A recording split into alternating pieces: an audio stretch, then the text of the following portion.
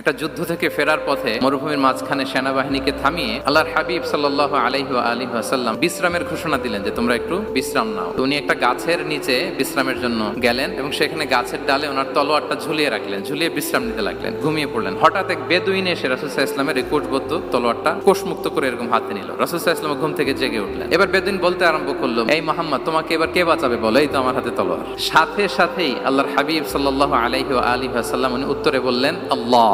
কোনো চিন্তা ভাবনা নাই যে ওরে আঘাত করা যায় কিনা পাল্টা, বা কোনোভাবে ওর কনফিডেন্স ডাউন করা যায় কিনা, কোনো দিকে না তাকিয়ে কি বললেন? আল্লাহ।